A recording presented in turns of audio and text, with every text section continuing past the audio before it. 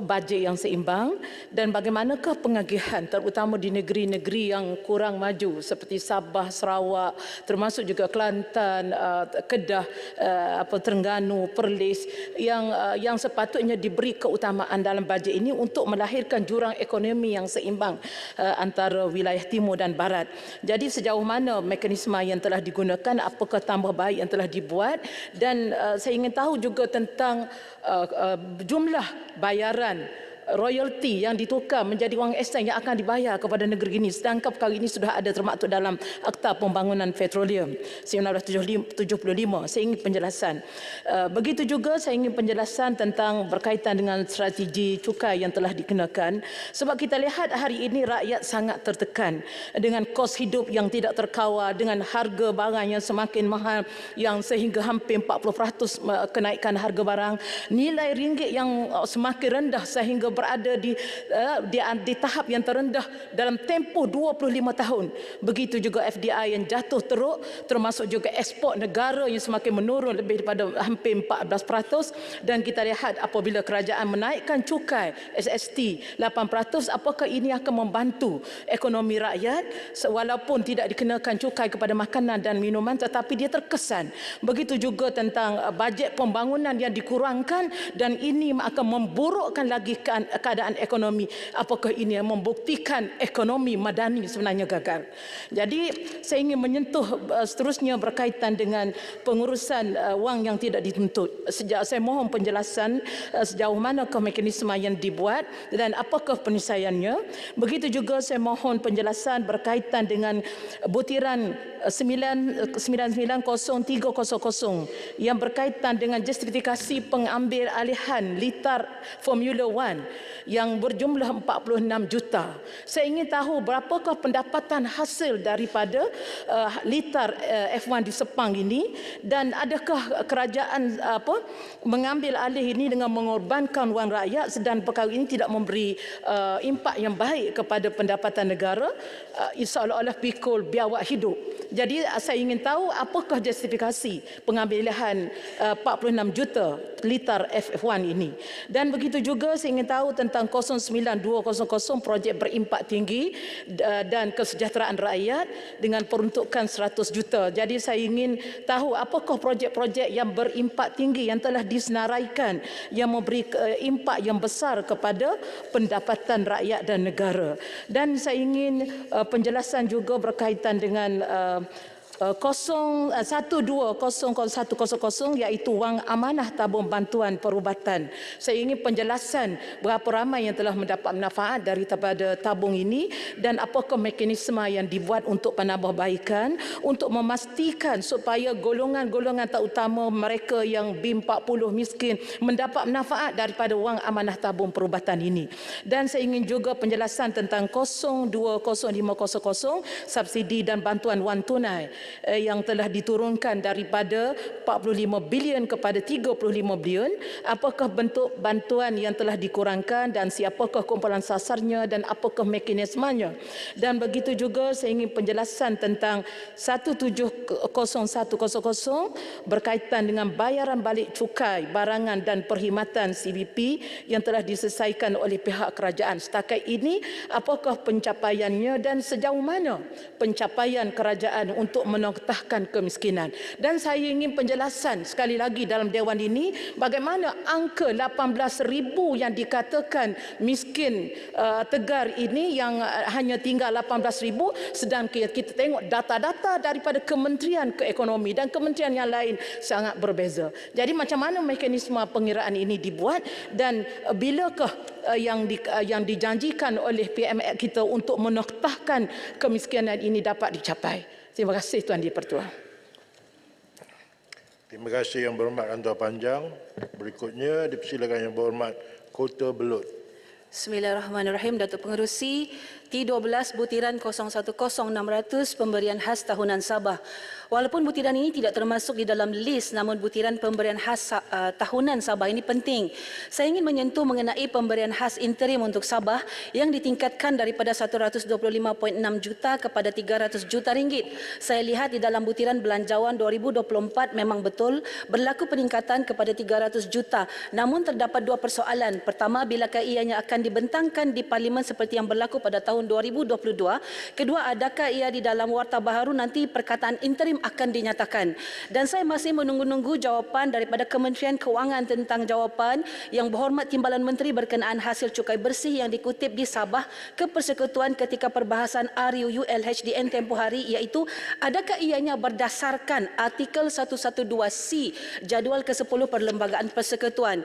Butiran 020300 belanjawan negara. Daripada dua belanjawan yang lalu termasuk belanjawan 2024 ini, saya telah menggesa agar kerajaan membutirkan pada belanjawan lalu, iaitu membutirkan perbelanjaan untuk Sabah dan Sarawak dengan lebih jelas di dalam anggaran perbelanjaan persekutuan.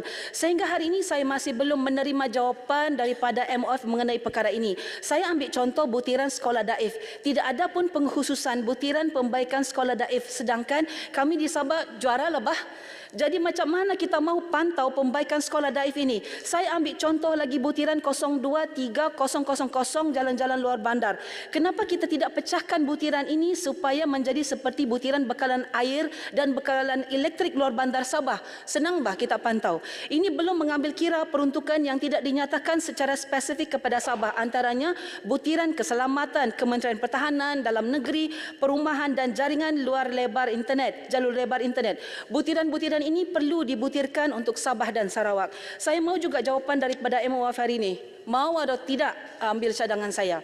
Kedua, mengenai cadangan menyalurkan peruntukan pembangunan tahunan Kerajaan Persekutuan kepada Sabah melalui akaun amanah. Saya lama sudah cadang perkara ini, begitu juga Kerajaan Sabah dan rakan-rakan saya di sini dari Sabah.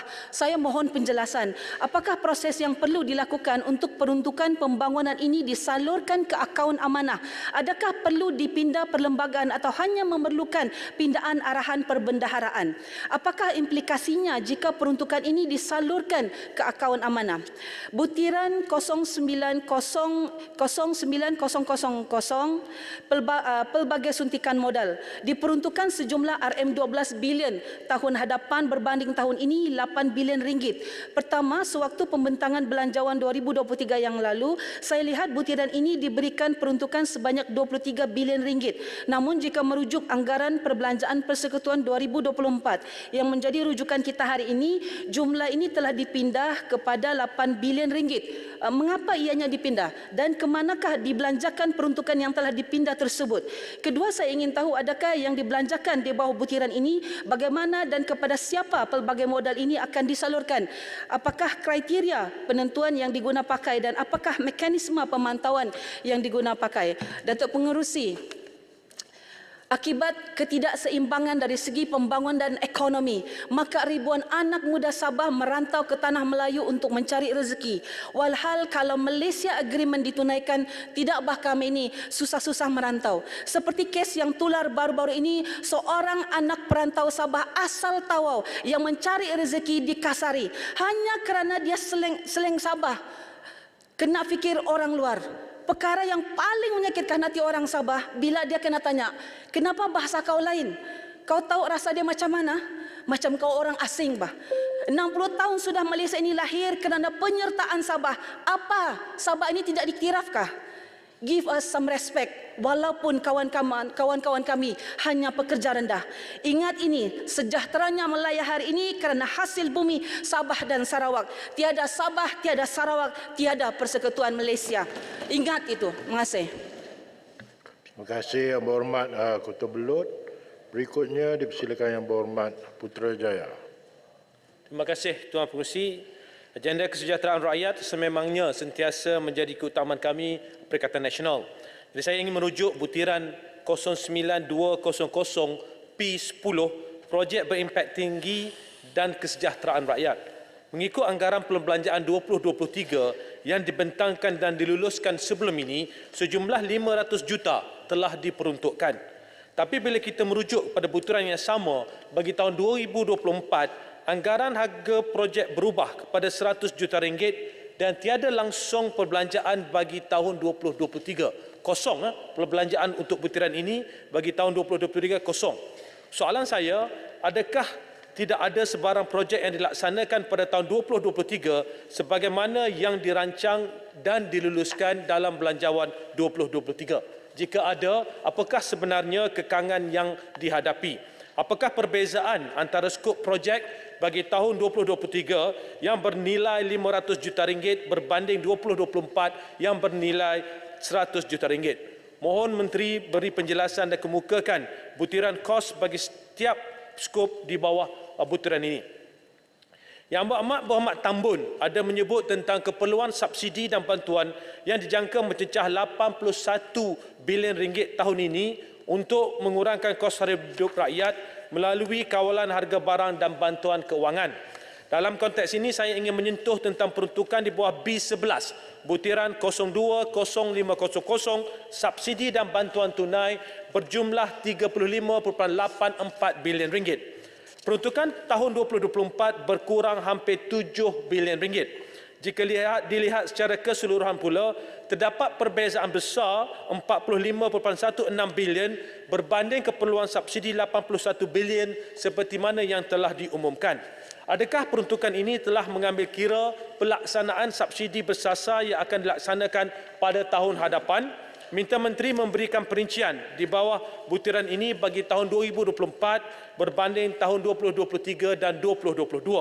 Di manakah butiran lain bagi keperluan subsidi yang dianggar berjumlah 45.16 bilion ringgit itu, iaitu 81 bilion ditolak 35.48 bilion dalam butiran tersebut. Seterusnya butiran 010800 bayaran keuntungan atas terbitan pelaburan kerajaan. Saya ingin menyentuh tentang pinjaman berjumlah 2.3 bilion ringgit oleh FIC Property Sdn Bhd, iaitu anak syarikat Felda daripada GovCo, iaitu syarikat di bawah Menteri Keuangan diperbadankan untuk pembelian equity PT Eagle High Plantation EHP. Saya petik laporan daripada ringkasan kajian forensik kertas putih Felda yang menyebut bahawa FPSB telah menandatangani perjanjian SMP bertarikh 23 Disember 2016. Kementerian Keuangan Malaysia juga telah terlibat dalam proses cadangan pelaburan ini dengan memberi beberapa nasihat strategi dan penstrukturan pelaburan.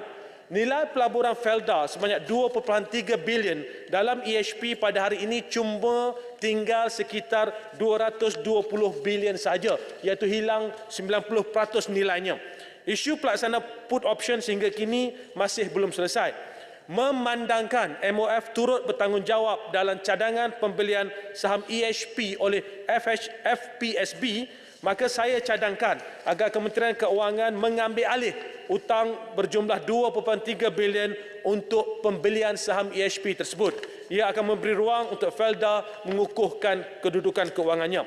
Seterusnya, Tuan Pengerusi, butiran 020800 bayaran untuk sektor strategik di bawah maksud bekalan 11. Peruntukan bagi tahun 2024 menunjukkan peningkatan ketara 1.7 bilion ringgit berbanding 187 juta ringgit pada tahun 2023. Adakah peruntukan ini termasuk juga bayaran balik pembiayaan secara off budget? Mohon kemukakan perincian butiran ini bagi tahun 2022, 2023 dan 2024. Saya ingin turut menyentuh butiran P105000 PPP PFI. Di dalam ucapan belanjawan 2024, dinyatakan bahawa kerajaan akan membina LRT Pulau Pinang ke Seberang Perai berjumlah 10 bilion mengikut kerjasama awam swasta. Berapakah komitmen kerajaan persekutuan untuk pelaksanaan projek ini? Berapa pula komitmen kerajaan negeri? Adakah komitmen kerajaan persekutuan telah dimasukkan di bawah butiran 50000 ini? Sekiranya apabila siap nanti syarikat LRT menghadapi masalah kewangan, apakah kerajaan persekutuan perlu menanggungnya? 10 bilion itu bukanlah kecil, oleh itu penjelasan yang menyeluruh perlulah diberikan oleh kerajaan.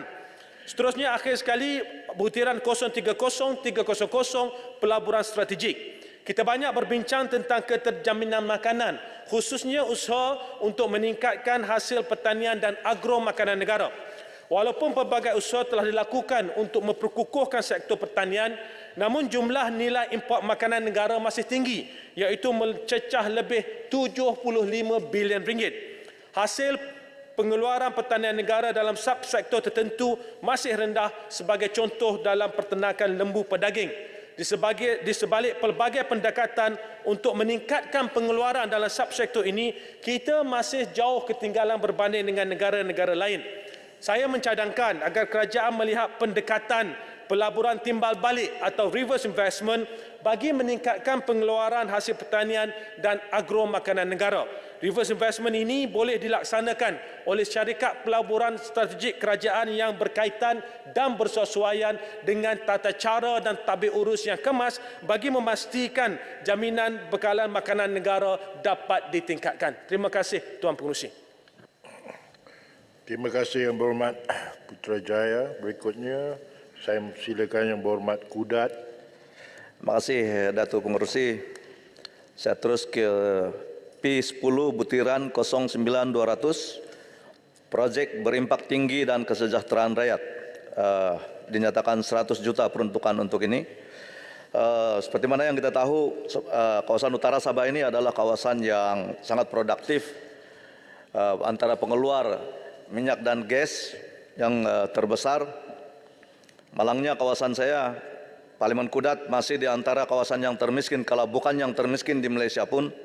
Dan pada butiran ini saya ingin bertanya kepada Kementerian Keuangan, berapakah peruntukan daripada butiran ini yang diperuntukkan untuk Parlimen Kudat, dan apakah proyek-proyek yang akan dilaksanakan dalam tahun 2024 dalam butiran ini. Seterusnya butiran 90000, pejabat dan rumah kediaman kastam. Saya mohon supaya pembinaan kompleks kastam di Kudat disegerakan. Saya difahamkan tapak tanah telah diluluskan dan hanya perlu membayar premium tanah sebanyak 400 lebih ribu dengan keluasan 4,8 ekar. Kompleks ini sangat diperlukan bukan setakat pusat pemantauan aktiviti perdagangan di utara Sabah, tetapi juga kritikal sebagai pusat penguatkuasaan perdagangan, terutama industri minyak dan gas, dan juga kawasan ini mempunyai simpanan pasir silika yang cukup besar. Jadi dengan adanya kompleks kastam ini akan memudahkan pihak berkuasa untuk menguatkuasakan apa-apa undang-undang yang terdapat ataupun perlu dilaksanakan. Begitu juga dengan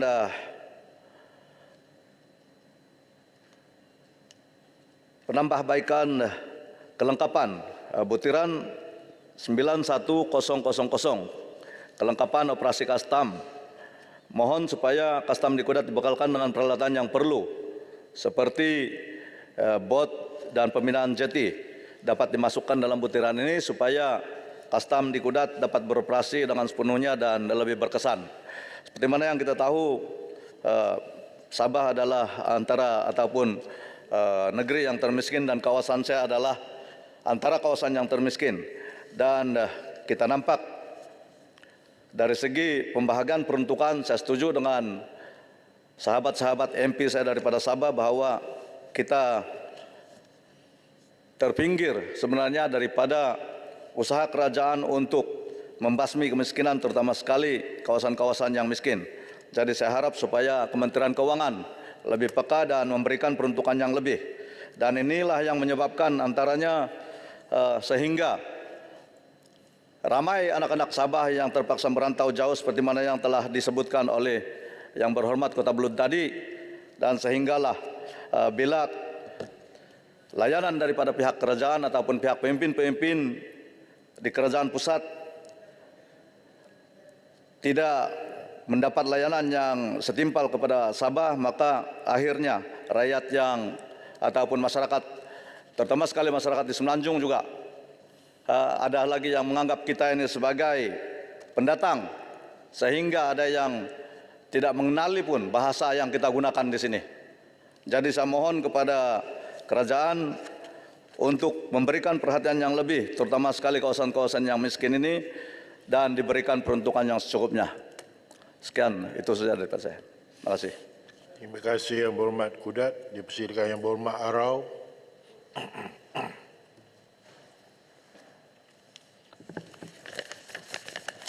Jangan mula lagi. Assalamualaikum warahmatullahi wabarakatuh. Rakyat Malaysia, orang muda, TikTok telah pun digantung. Jadi terpaksa menggunakan saluran lain, Tuan Pengerusi. Tak apa, asalkan jangan kerajaan terlibat dalam penggantungan ini, alright, Temi. Tak apa, mungkin saya dengan TikTok. Tapi kurang manis. Sebab apa? Sudah tak dapat pakai peranti. Lepas itu kena hukum pula. Wallahualam, tak apa. Saya terima itu, saya redha. Tapi saya akan menggunakan saluran lain yang lebih hebat dan dahsyat. Yang Tuan Pengerusi, yang pertama sekali ialah 030. Sebelum itu Tuan Pengerusi, sebab saya terpanggil untuk komen sikit kawan-kawan saya daripada Sabah dan Sarawak. Saya percaya insiden yang berlaku, kena ingat orang Sabah dengan orang Sarawak bicaranya sama orang Indonesia, tidak ada perbezaan. Jadi kalau orang Indonesia berapa juta di sini tidak ada masalah, saya orang Sabah Sarawak pun juga tidak ada masalah. KK yang berlaku KK yang terpencil, tetapi dia tidak boleh menyebabkan kita rakyat Malaysia ini dibeza-bezakan. Saya negeri yang termiskin di Malaysia, tapi bagi saya kita Malaysia, orang Malaysia. Saya bukan menjawab, sebenarnya kerajaan yang jawab, bukan saya yang jawab. Tapi saya sebab sayang orang Sabah ni, saya kena cakap bahawa kalau berlaku insiden demikian rupa, itu adalah insiden terpencil. Saya juga kalau pergi ke sana kadang-kadang dia kata ini orang Melayu datang. Tapi bagi saya itu mungkin bahasa-bahasa biasa. Kena ingat, kita kuat, kita bersama dan kita kena dikenali kerana kita orang Malaysia. Akaun ini baru start. Yang Muhammad turun stop clock tadi introduction. Sekarang mau mula pengurusan strategik Badan Berkanun EPF 3030-200. Saya ingin bertanya kepada Yang Berhormat, akaun yang telah inisiatif yang diperkenalkan ialah inisiatif program kemudahan sokongan akaun 2. Hari ini kerajaan telah benarkan mereka yang berumur 40 tahun ke atas. Terima kasih, berjaya. Tetapi Yang Berhormat, apa beza 40 tahun, Yang Berhormat? Orang umur 39 tahun macam mana? Jadi saya minta supaya ianya dipanjangkan kepada 40 tahun ke bawah. Sekarang ni kita bagi pada 40 tahun ke atas. Jadi saya minta panjangkan kepada 40 tahun ke bawah. Dan Yang Berhormat akan menjawab, kita akan mulakan akaun ketiga pada tahun depan. Saya dengar Yang Berhormat dah jawab dah. Saya nak jawab balik Yang Berhormat. Akaun ketiga tu tidak dibagi duit lebih. Dia ambil daripada akaun 1, dari akaun 2, lepas tu dia bagi kepada akaun 3. Lepas tu dia permudahkan pengeluarannya. Permudahkan akaun 2 sekarang. Yang Berhormat, orang tengah susah. Kalau tak susah, dia tak perlu cakap benda ni. Dia tengah susah dan dia minta duit dia, Tuan Pengerusi. Jadi saya ingat Yang Berhormat, inilah masanya yang terbaik untuk kerajaan benarkan serta-merta. Ini tengah susah. Tahun depan mungkin tak susah, saya tak tahulah, wallahualam. Tetapi sekarang tengah susah betul-betul.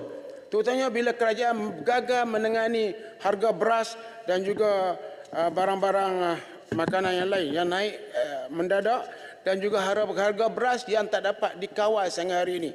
Saya minta supaya kerajaan mintalah nasihat daripada bekas orang kuat bernas. Kita nak bagilah nasihat sebab benda ini tak pernah berlaku zaman kita.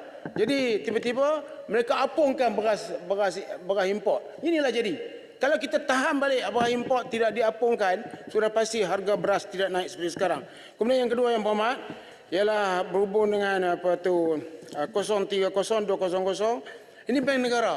Yang Berhormat dulu pernah, saya tak silap saya, akhir 80-an ataupun awal 90-an, Ketua Pembangkang masa itu telah bertanya kepada kerajaan, iaitu berhubung dengan forex, yang mana kerajaan rugi sampai dekat 28 bilion. Dan kerajaan beritahu rugi sebab mempertahankan duit ringgit Malaysia. Jadi sekarang ni apa yang kerajaan buat tentang ringgit Malaysia? Ringgit jatuh merudum. Apakah Bank Negara tak boleh campur tangan supaya duit ni jangan merudum dengan teruk? Kalau duit jatuh, kesannya cukup teruk pada yang lain. Walaupun Menteri Ekonomi kata, duit jatuh tidak semestinya mendatangkan kesan kepada benda-benda yang lain. Silap cakap tu. Orang yang sekolah ekonomi tak cakap macam tu. Ya? Bila duit jatuh, kesannya akan berentetan. Yang Hormat, yang berikutnya ialah 030-300 pelaburan strategik khazanah. Saya nak beritahu yang berhormat bahawa khazanah di sebelah selatan kita ada syarikat negara yang berkenaan, saya tak nak sebut nama. Tetapi saya nak beritahu masa kita berentapan dengan syarikat di selatan di negara kita, mereka menggunakan pelaburan strategik mereka untuk melabur di seluruh dunia. Dan kita juga melabur seperti seperti juga syarikat yang berkenaan. Tetapi saya ingin tahu apakah yang terjadi kepada khazanah sekarang. Apakah semasa Perdana Menteri yang keberapa ya? Jadi masa itu timbalan menteri juga, timbalan menteri yang sama, kita dapati khazanah telah untung dengan begitu hebat dan dahsyat. Sekarang khazanah bertatih untuk menghadapi tekanan pelaburan yang menghadapi masalah dan lain-lain lagi, termasuk pelaburan dalam MAS. Jadi saya ingin bertanya, apakah strategi baru untuk memulihkan khazanah supaya untung dah hebat seperti yang berlaku pada masa yang lepas? Akhir sekali, pengurusi, sebab saya tahu pengurusi baik hati hari ini, semua speaker ini baik hati. Cuma kami kena gantunglah sekejap tadi, tidak masalah. Gantung ni gantung yang biasa yang kita akan buat usul yang Muhammad minta tadi. Sebab orang lain kacau kita kena gantung. Katanya orang yang kacau kena gantung. Jadi orang yang kacau tak kena gantung, kami kena gantung. Jadi akhir sekali yang Muhammad ialah berhubung dengan apakah saya nak tanya kepada kerajaan. Apakah kerajaan memikirkan bahawa GST itu perlu dikaji semula? Ya Muhammad, kita naikkan 2% menjadi 8% SST. Berapa yang kita dapat ya Muhammad? Tapi kalau GST, kita tahu dah berapa banyak yang kita boleh dapat. Sebab cukai dia menyeluruh. Tapi SST ni orang boleh tipu ya Muhammad. Saya ingat timbulnya ekonomi hitam, black economy dengan izin, sampai mencecah mungkin 30 bilion. Jadi Muhammad, saya minta supaya difikirkan semula. Apakah GST itu ada lebih baik daripada SST? Dan saya ingin bertanya, kenaikan cukai yang diumumkan kepada SST bawah ni, berapa yang Muhammad dapat? Sebab kena umum. Sebab inilah bajet yang pertama dalam dunia yang saya tengok, bahawa tak diberitahu berapa yang kerajaan ada dan di mana sumbernya sebelum kita membelanja dengan begitu besar. Terima kasih, Tuan Pengerusi. Terima kasih Yang Berhormat Arau. Berikutnya dipersilakan Yang Berhormat Ruas. Terima kasih Datuk Pengerusi kerana membenarkan saya membahas di peringkat jawatan kuasa Kementerian Kewangan. Saya ingin bangkitkan 3 perkara di bawah kepala strategi fiskal, iaitu butiran 020000. Perkara pertama yang ingin saya bangkitkan iaitu berkenaan dengan cukai, iaitu di bawah butiran 020200. Saya ingin tanya kepada Menteri, sama ada kementerian telah merujuk kepada pejabat peguam negara sama ada formula cukai keuntungan luar biasa untuk pengeluaran tandang kelapa sawit FFB yang dikenakan di bawah Akta Levy Keuntungan Luar Biasa 1998 yang pada masa sekarang ini berlandaskan jumlah jualan dan bukan berlandaskan keuntungan. Adakah ia sah dari segi undang-undang? Ini persoalan saya. Perkara kedua yang saya bangkitkan ialah butiran 20300 belanjawan negara. Saya ingin menanya sama ada jumlah wang sebanyak 10 juta yang dipohon oleh Majlis Perbadanan Manjung MPM Perak melalui Kementerian Pembangunan dan Kerajaan Tempatan untuk meneruskan projek tapak warisan Kampung Kok di Setiawan bagi tahun 2020 telah diluluskan. Projek tapak warisan ini secara prinsipnya telah diluluskan oleh Kementerian Kewangan setelah ia dipohong oleh Yang Amat Berhormat Menteri Besar Perak melalui suratnya bertarikh 19 November 2019 dan jumlah yang dipohong adalah lebih kurang 46 juta. Kementerian Kewangan telah meluluskan dan mengeluarkan wang awalan sebanyak 3 juta melalui surat kuasa UPP bilangan SK 20 AKW 0001. Kerja-kerja awalan projek ini telah dilaksanakan tetapi telah diberhentikan akibat penukaran kerajaan selepas langkah syarikat Sheraton berlaku pada tahun 2020. Saya berharap jumlah sebanyak 10 juta setiap tahun akan diluluskan untuk projek ini sehingga siapnya projek tersebut. Perkara ketiga di bawah juga belanjawan negara, saya ingin tanya kepada Kementerian Kewangan, kenapa JKR Manjung tidak ada dana penyelenggaraan lampu jalan, jalan raya dan perparitan di sepanjang jalan raya? Kerana ada lampu yang sudah 2 tahun tidak bernyala di jalan besar, tidak dibaiki atas alasan tidak ada dana. Ada juga jalan-jalan yang rosak tidak dibaiki sekian lama, berbulan-bulan, melebihi 1 tahun, tetap kerana dikatakan tidak ada dana, begitulah perparitan tidak dibersihkan atau dibaiki kerana tidak ada dana. Tetapi JKR Manjung mempunyai puluhan juta ringgit untuk projek-projek yang harganya melampau. Saya nak dapat penjelasan dan saya bagi 2 contoh. Satu daripada dia ialah jejantas pejalan kaki di Sekolah Kebangsaan Air Tawar, laluan FT5 daerah Manjung.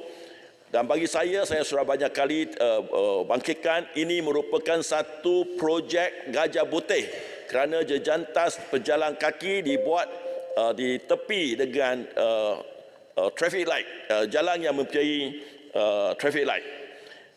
Ia memakan 7.7 juta untuk satu jejantas biasa. Saya tadi berserempat dengan Menteri Kerja Raya yang lepas, dia kata biasanya anggarannya hanya 2.25 juta. Mungkinlah ada pengambilan tanah, mungkin tambah sedikit, alihkan pipe ataupun tiang elektrik, mungkin tambah sedikit, tapi 7.7 juta untuk satu jejantas pejalan kaki, sangat mahal. Dan contoh yang kedua ialah yang sedang dibina di kawasan saya, iaitu projek menggantikan jambatan FT071 Palan 17 Palan 300 Manjung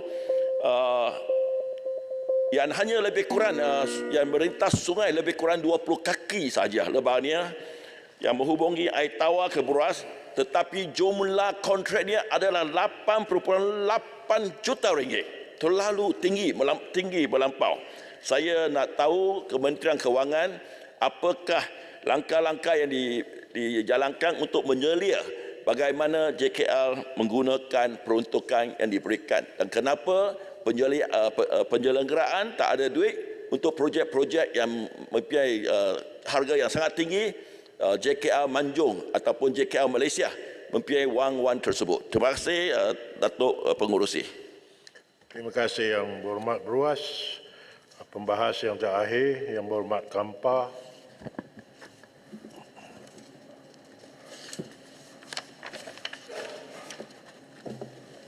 Terima kasih kepada Timbalan Yang di-Pertua. Saya terus masuk ke butiran 020-200 cukai. Saya nak tahu berapakah jumlah GST refund yang sampai hari ini. Kerana GST telah dibatalkan semasa tahun 2018, sampai hari ini sudah 5 tahun. Setahu saya masih ada duit yang belum dipulangkan kepada peniaga-peniaga. Saya nak tahu berapakah jumlah GST refund yang belum lagi dipulangkan kepada peniaga-peniaga, kerana ini duit memang milik peniaga-peniaga, mereka telah bayar lebih, mereka kena dipulangkan. Dan berapakah andainya jangka masa kita akan pulangkan sepenuhnya GST refund ini. Yang kedua, 2 minggu lalu Lembaga Hasil Dalam Negeri CEO Nizom Sairi ada mengatakan e-invoicing system akan lebih membantu jika kerajaan ada plan untuk mengimplementasikan GST. Jadi saya nak tahu, adakah ini merupakan pendirian kerajaan untuk mengimplementasikan e-invoice dulu, dan pada masa kelak ada plan untuk laksana semula GST ataupun kita ada plan untuk buat e-invoice bersama-sama dengan SST untuk jangka masa panjang. Kerana kita perlu tahu, kerana e-invoice ini data atau butiran yang telah dimasukkan adalah lebih banyak berbanding kepada GST tax invoice. Dulu GST tax invoice setiap bulan kita kena hantar GST 03, setiap 3 bulan kita hantar GST 03 dan jumlahnya butirannya tak begitu banyak berbanding kepada e-invoice yang ada pada ini. Dan e-invoice ini dia live. Sebelum nak invoice, LHDN kena chop, approve. Tapi dulu GST boleh issue dulu. Boleh keluarkan tax invoice dulu, lepas keluar 3 bulan ataupun 1 bulan. Bergantung kepada jumlah revenue syarikat tertentu. Jadi saya nak tahu, apakah plan jangka masa panjang? Kerana kita tak boleh setiap kali lepas masuk implementasi e-invoice, lepas tu kita tukar lagi. Jadi kita nak tahu, adakah ini merupakan pendirian kerajaan? Yang kedua, 030000 strategi pelaburan. Saya rujuk kepada akhbar The Star hari ini dengan tajuk, dengan izin, Foreign Funds Return to Bursa with 163.7 million net of equities. Dia kata di sini, Bursa Malaysia recorded a net foreign inflow of 163.7 million in equities last week, following 2 straight weeks of net outflow. Dan ini telah jelaskan mengapa 2 minggu lalu bursa jatuh. Dan tiba-tiba hari ini dan dengan minggu lalu bursa naik. Dan juga ringgit juga naik. Ini bermakna bursa Malaysia bersama dengan ringgit berkait rapat dengan pelaburan daripada luar. Dan kita tak boleh hanya bergantung kepada pelaburan ini. 1 minggu boleh masuk 163 juta ringgit. Jadi jika kesemua duit dari pelaburan luar ini dikeluarkan di Malaysia, maka bursa Malaysia akan jatuh. Jadi saya nak tahu, apakah pelaksanaan ataupun apakah langkah-langkah yang kerajaan akan mengatasi jika benar-benar berlaku sekatan ekonomi terhadap Malaysia. Kerana kita tahu sekarang dunia tengah perang dan ada dua pihak. Apa-apa pendirian yang kita ambil, mesti ada negara-negara yang tidak senang hati dengan pendirian kita. Jadi, jika benar-benar berlaku sekatan ekonomi, adakah kita sudah bersedia? Dan saya nak rujuk semula kepada 030100 syarikat pelaburan kerajaan. Dan saya nak tahu, dalam bursa, selain daripada pelaburan negeri, dalam negeri, internal, domestik, dan juga institusi, berapakah duit yang syarikat GLC telah labur di luar negara? Adakah kita boleh ambil balik semula duit yang kita labur di luar negara untuk kita kukuhkan bursa?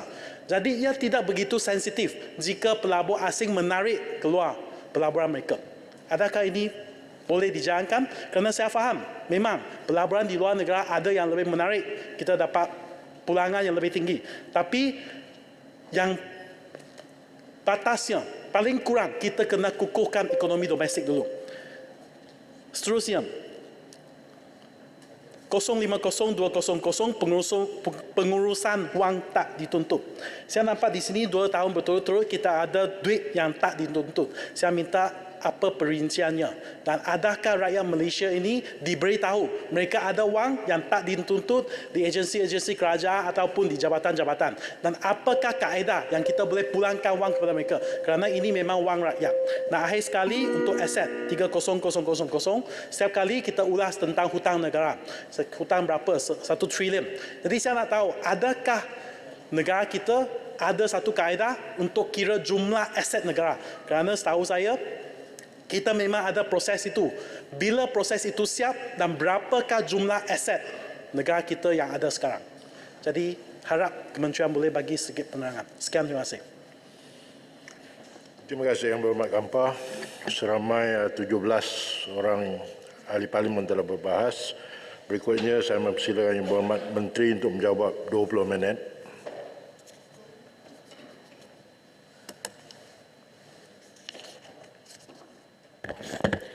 Terima kasih. Saya ingin merakamkan ucapan banyak terima kasih kepada ahli-ahli yang berhormat yang telah memberikan ulasan pandangan yang berhormat Bagan, Pendang, Paya Besar, Kubang Pasu, Batu Pahat, Bacok, Tawau Kuala Terengganu, Taiping, Bayan Baru, Rantau Panjang, Kota Belud, Putrajaya, Kudat, Arau, Beruas, Kampar.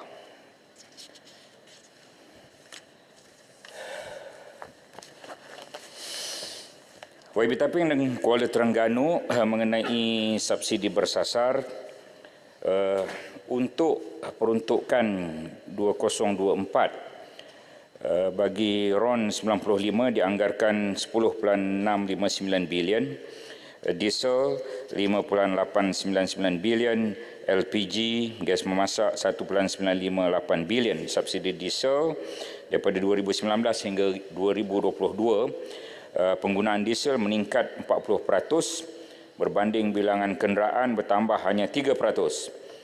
Jadi berlaku kebocoran di situ. Harga subsidi diesel RM2.15 seliter berbanding harga pasaran sekarang RM3.78 seliter. Harga diesel bersubsidi yang terlalu murah mengakibatkan ketirisan. Oleh itu penyasaran semula subsidi diesel adalah diperlukan. Ia hanya akan dilaksanakan di Semenanjung dahulu, memandangkan kegunaan diesel meluas oleh rakyat Sabah dan Sarawak untuk pengangkutan dan juga genset. Nelayan akan kekal menerima subsidi diesel pada harga yang jauh lebih rendah, iaitu harga RM1.65 seliter. Kenderaan diesel untuk kategori pengangkutan awam termasuk van dan bas sekolah kekal pada harga RM1.88 seliter. Penyasaran semula subsidi diesel akan memastikan kenderaan pengangkutan barangan kekal menikmati diesel bersubsidi pada harga RM2.15. Kemungkinan kaedah yang akan digunakan ialah sistem kawalan diesel bersubsidi menggunakan kaedah fleet card yang dikendalikan oleh Kementerian Perdagangan Dalam Negeri. Kerajaan menyeru agar semua kenderaan pengangkutan barangan berdaftar di bawah sistem ini bagi memastikan mereka terus menikmati subsidi harga diesel RM2.15 seliter, memandangkan kerajaan akan mempertimbang untuk menaikkan harga diesel di pam secara berperingkat. Subsidi kedua, elektrik.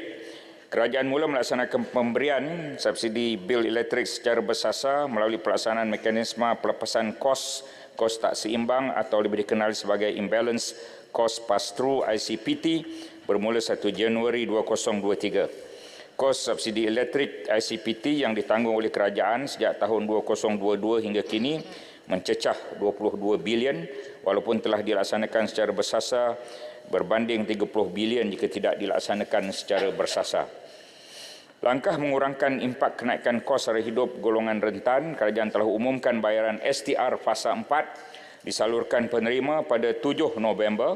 Seramai 5.2 juta rakyat akan menerima STR antara 100 hingga 1,200, manakala permohonan rayuan yang diluluskan akan menerima antara 100 hingga 2,500 secara sekaligus. Nilai keseluruhan STR fasa 4 bernilai 2.1 bilion. Kerajaan bersetuju bahawa bermula bulan November ini, permohonan baharu STR akan dibuka sepanjang tahun hadapan, berbanding sebelum ini hanya sekali setahun. Penyasaran semula subsidi dilakukan untuk menutup ketirisan tetapi akan diberi pada golongan yang benar-benar memerlukan. Kerajaan komited untuk menyalurkan penjimatan daripada penyasaran subsidi dengan menambah peruntukan. Sebagai contoh, STR pada tahun 2024 ditingkatkan daripada 8 bilion ringgit kepada 10 bilion ringgit.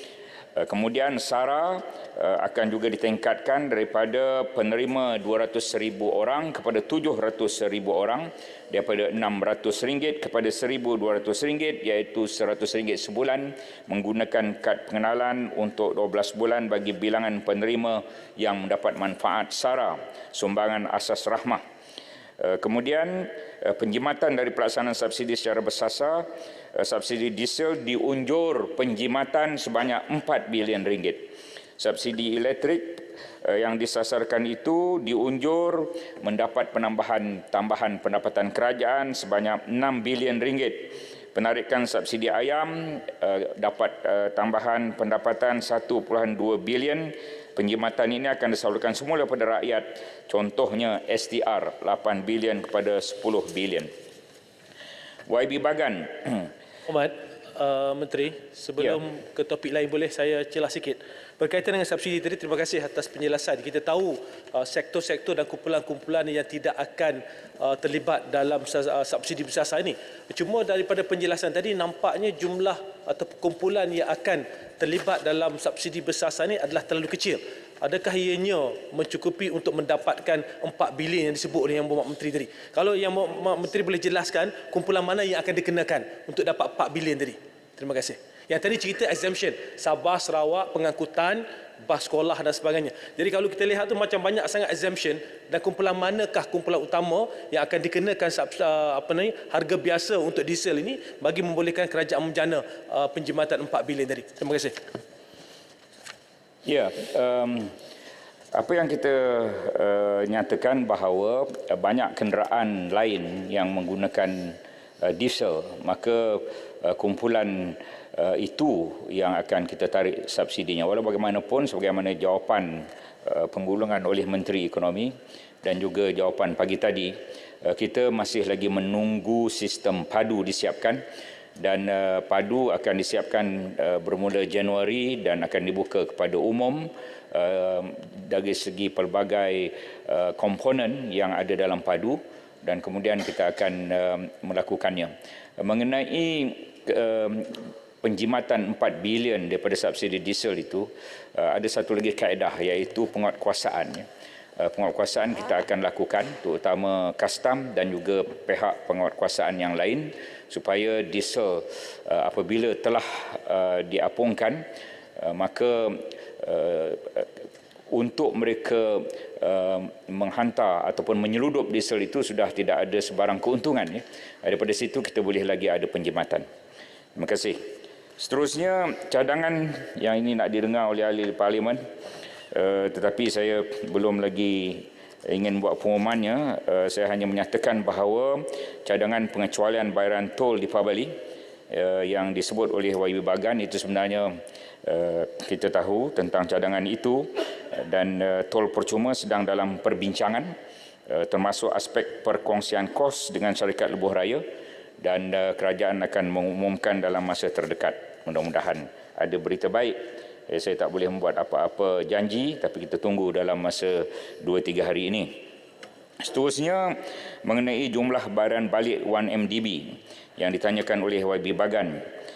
Dinyatakan di sini bahawa jumlah yang telah dibayar 2017 hingga 2019 9.034 bilion, 2020 507 juta, 2021 459 juta, 2022 1.53 juta, 2023 13 bilion, jumlah 24.53 bilion. Tahun 2024 kita hanya membayar faedah 287 juta, dan bayaran faedah itu sehingga tempoh matang 2039, dan bayaran prinsipal yang terakhir 2039 ialah 5 bilion. Saya juga ingin menyatakan di sini bahawa baki setakat 30 September 2023 5.15 bilion, dijangkakan penyelesaian berjumlah USD 1 bilion atau 4.65 bilion ringgit akan diterima daripada International Petroleum Investment Company IPIC pada 2024. Ini menjadikan keseluruhan baki akaun amanah berjumlah 9.85 bilion ringgit mencukupi untuk menampung bayaran baki komitmen hutang 1MDB berjumlah 5 bilion. Oleh itu, saya kira masalah 1MDB ini boleh dikatakan hampir selesai. Kemudian mengenai YB Bagan bertanya adakah pihak LHDN dapat bayaran 1.7 bilion daripada mantan Perdana Menteri. Saya ingin dinyatakan di sini bahawa pihak Datuk Seri Najib telah membuat representasi di mahkamah, dan dia akan mengambil masa yang tertentu mengenai perkara ini. Walaupun Mahkamah Persekutuan telah membuat keputusan, tetapi usaha-usaha perbincangan telah dibuat oleh peguam-peguam daripada Datuk Seri Najib dan juga peguam-peguam lembaga hasil dalam negeri. Kemudian ringgit dan OPR ditimbulkan oleh beberapa ahli yang berhormat. Ingin dinyatakan di sini bahawa OPR. jalan. Ya. Ya, terima kasih. Terima kasih kepada Yang Berhormat Menteri. Tentang itu 1MDB, saya nak tahu tentang kedudukan Goldman Sachs. Kerana dinyatakan oleh Yang Amat Berhormat Perdana Menteri, kerajaan mungkin mengambil tindakan saman ke atas Goldman Sachs. Apakah kedudukan tentang arbitration yang dipohon oleh Goldman Sachs? Apakah jumlah aset yang telah diterima balik bukan sahaja daripada Goldman Sachs tapi secara keseluruhannya? Dan benarkah bahawa masalahnya ialah bahawa Goldman Sachs tidak mahu menunaikan janji untuk bertanggungjawab atas pengiriman bond sebanyak 6.5 bilion yang mereka terbitkan bagi pihak 1MDB. Dan lagi satu berkaitan dengan LHDN. Adakah Yang Berhormat bersetuju bahawa kita mengkaji semula prinsip pay first, talk later di bawah Akta Cukai Pendapatan? Kerana ini mungkin tidak adil kepada pihak pembayar cukai untuk memaksa mereka membayar sepenuhnya jumlah yang ditaksirkan. Kerana ini adalah satu injustice. You are presumed innocent until proven guilty, Tuan Pengerusi. Dan adalah tidak patut bahawa mereka terpaksa bayar 100% dulu. Bolehkah perkara ini dikaji semula? Kalau tak boleh, tunggu sampai berbicara habis, kurang-kurangnya jangan sampai 100%, mungkin 30% atau jumlah yang dianggap munasabah. Terima kasih. Terima kasih. Mengenai LHDN, pay first talk later itu, memang kita telah mengetahui ada pandangan-pandangan yang tidak bersetuju. Kita akan membincangkan perkara itu tentangnya dengan LHDN. Saya ingin menjawab mengenai Goldman Sachs. Pada 18 Ogos 2020, satu perjanjian penyelesaian telah dimuktamadkan di mana Goldman Sachs bersetuju untuk membayar USD 3.9 bilion yang merangkumi pembayaran tunai sebanyak USD 2.5 bilion dan jaminan untuk pengembalian penuh berjumlah sehingga USD 1.4 bilion sebagai jaminan pemulihan aset berkenaan dengan aset yang diperolehi dengan hasil yang telah diseleweng melalui 3 urus niaga bond yang diuruskan oleh Goldman Sachs. Pada 11 Oktober 2023, Goldman Sachs telah menghantar satu permohonan timbang tara berhubung pertikaian tuntutan bayaran interim sebanyak USD 250 juta oleh kerajaan Malaysia. Ini kerana kerajaan Malaysia tidak menerima sekurang-kurangnya USD 500 juta di bawah jaminan pemulihan aset dalam masa 24 bulan dari tarikh perjanjian penyelesaian tersebut ditandatangani. Sebaliknya, Goldman Sachs telah mempertikaikan perkiraan kerajaan Malaysia dan menyatakan bahawa ambang threshold USD 500 juta telah tercapai. Kerajaan Malaysia telah membuat kenyataan bahawa permohonan timbang tara ini adalah peramatang, merupakan satu salah watakan, mischaracterization terhadap tindakan kerajaan Malaysia dan tiada sebarang pelanggaran perjanjian penyelesaian yang telah dilakukan oleh kerajaan. Oleh yang demikian, kerajaan Malaysia sedang mengambil langkah-langkah sewajarnya untuk menggugurkan tuntutan yang dibawa oleh pihak Goldman Sachs. Yang akhir, setakat 31 Oktober 2023, jumlah pemulihan aset 1MDB yang telah diterima dan diakaunkan ke dalam akaun amanah di bawah Kementerian Kewangan adalah sebanyak 23.9 bilion ringgit, termasuk dana penyelesaian tunai yang diterima daripada Goldman Sachs sebanyak USD 2.5 bilion, penyelesaian daripada pelbagai pihak dan pemulangan aset daripada pelbagai pihak berkuasa. Sehingga 31 Oktober 2023, perbelanjaan yang telah dikeluarkan dari akaun amanah ini adalah berjumlah 19.6 bilion, baki pada akhir Oktober 2023 adalah berjumlah 5.2 bilion, termasuk hibah dan tukaran mata wang asing. Datuk Pengerusi minta laluan Menteri. Banyak lagi, tebal.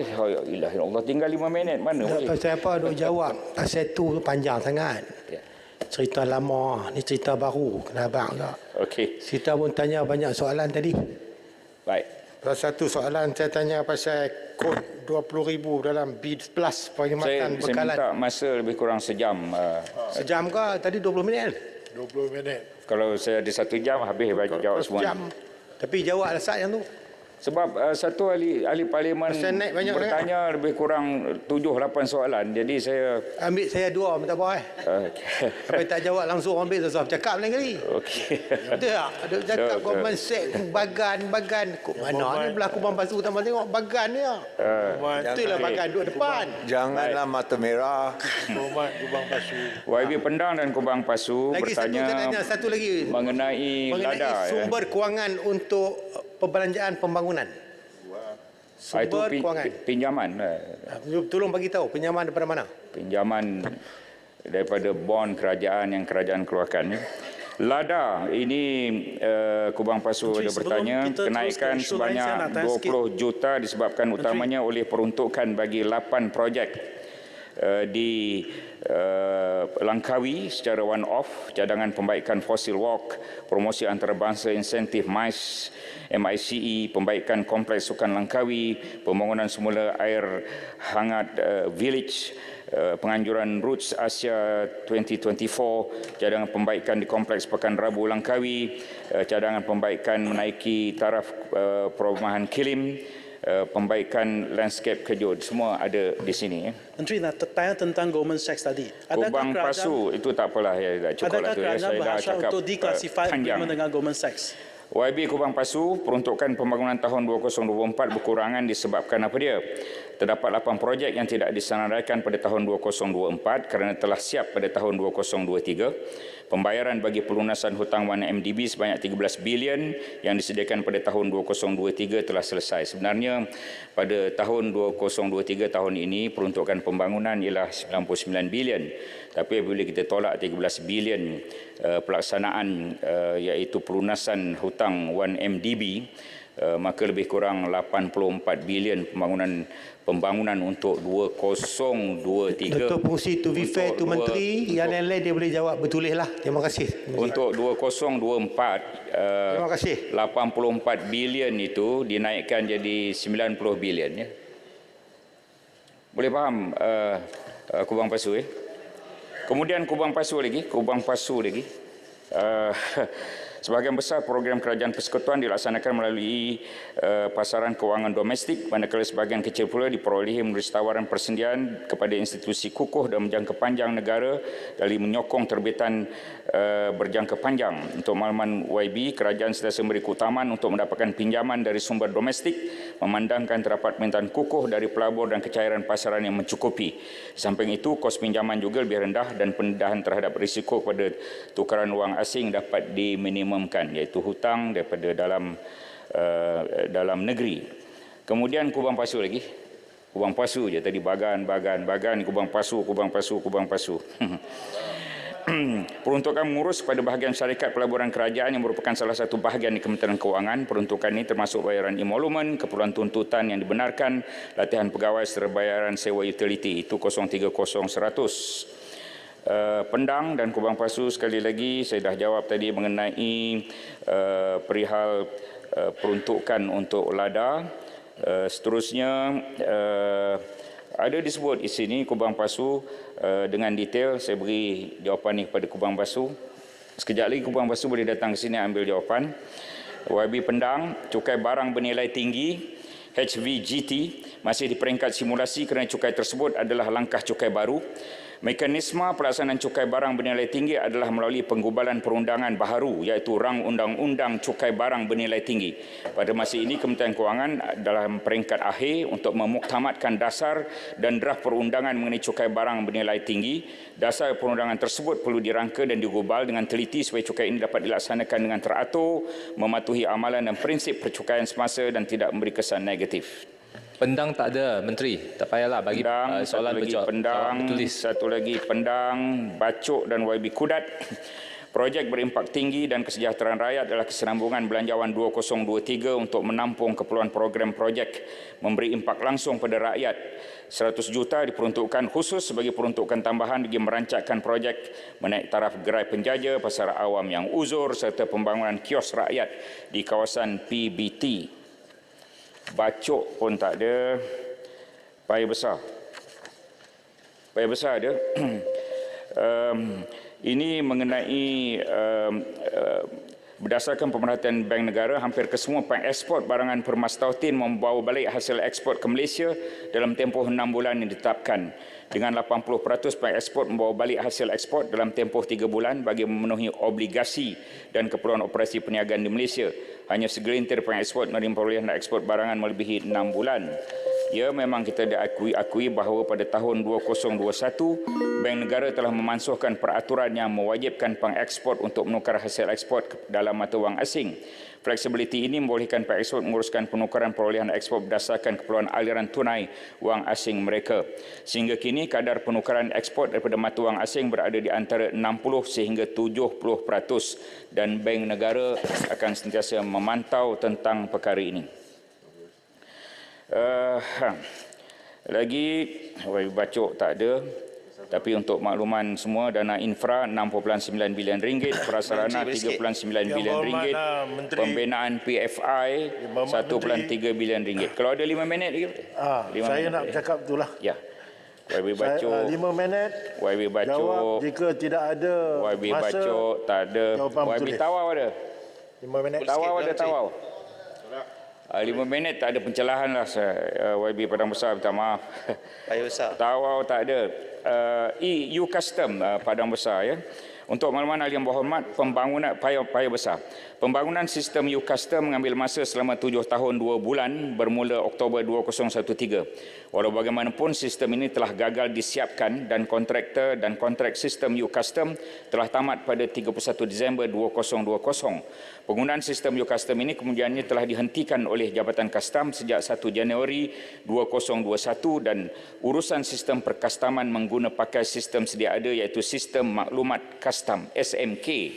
JKDM telah mengenakan LAD kepada kontraktor sistem EU Custom sebagai ganti rugi terhadap kegagalan menyempurnakan projek tersebut mengikut jadual yang ditetapkan. Kemudian mengenai fungsi agensi nasional laksana diteruskan.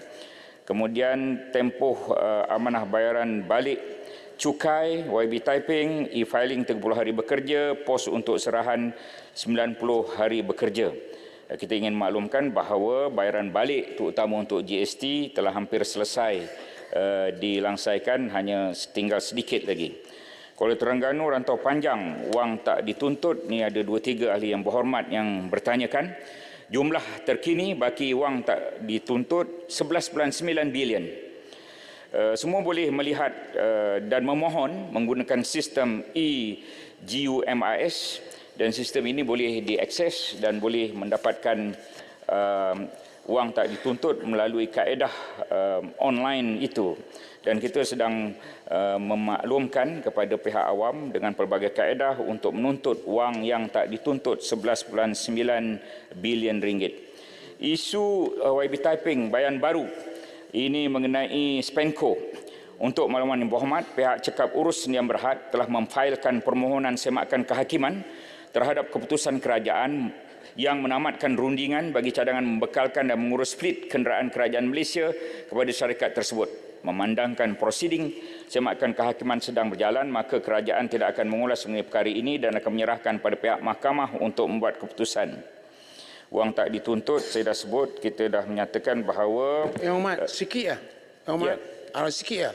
Wang tak dituntut ni 11 berapa bilion tu? 9 bilion. Ada faedahnya. Adakah orang yang menuntut tu dapat juga faedah simpanan yang begitu lama? Kita akan membentangkan rang undang-undang pindaan terhadap wang tak dituntut ini. Wang tak dituntut itu apabila 15 tahun baru dimasukkan kepada kumpulan wang disatukan. Ya. Tetapi setiap tahun kita mendapat faedah daripada 200 lebih kurang 200 juta ringgit itu dimasukkan sebagai hasil kerajaan persekutuan dan mereka yang tidak menuntut tidaklah menerima kadar faedah itu. Ya. Menteri, terima kasih. Menteri, Julutong nak ucapkan terima kasih saja, Menteri. Sama-sama. Ya, terima kasih.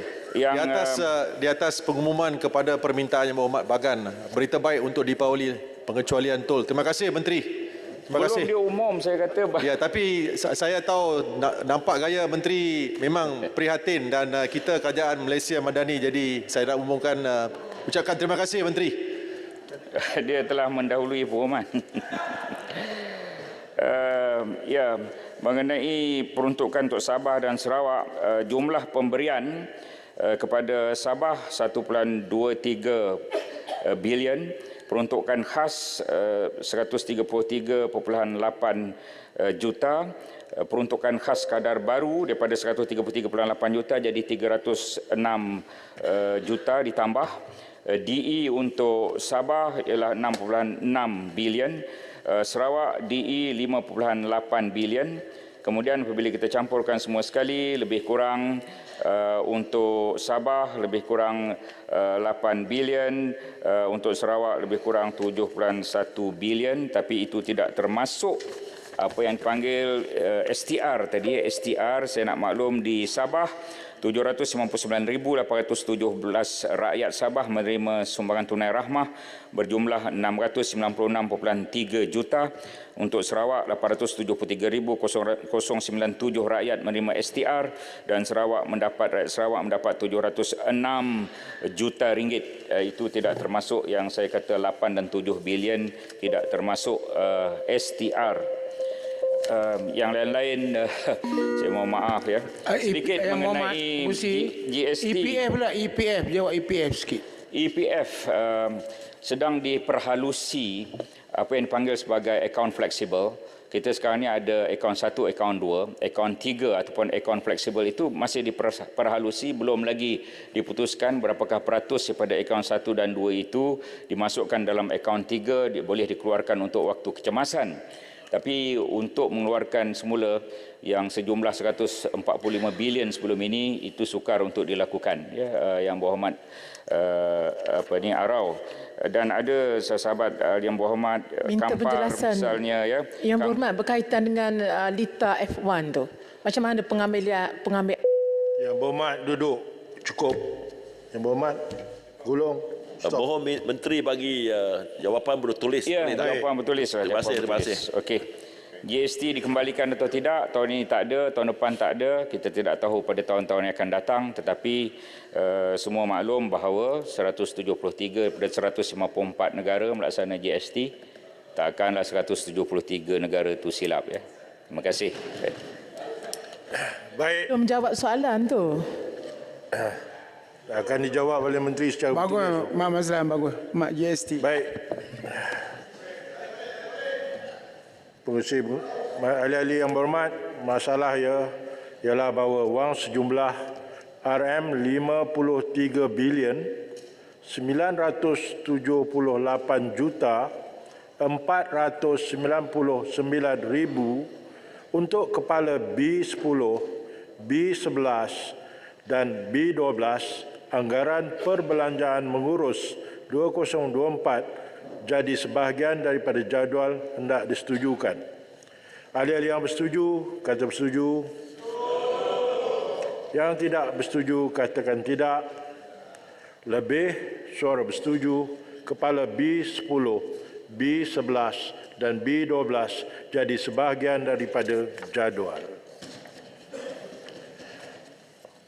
Masalahnya ialah bahawa perbelanjaan di bawah kepala P10 dan P70 anggaran perbelanjaan pembangunan 2024 diluluskan. Ahli-ahli yang bersetuju katakan bersetuju. Yang tidak bersetuju katakan tidak. Lebih suara bersetuju, perbelanjaan di bawah kepala P10 dan P70 jadi sebahagian daripada anggaran perbelanjaan. Majlis bersidang semula sebagai majlis mesyuarat bentara.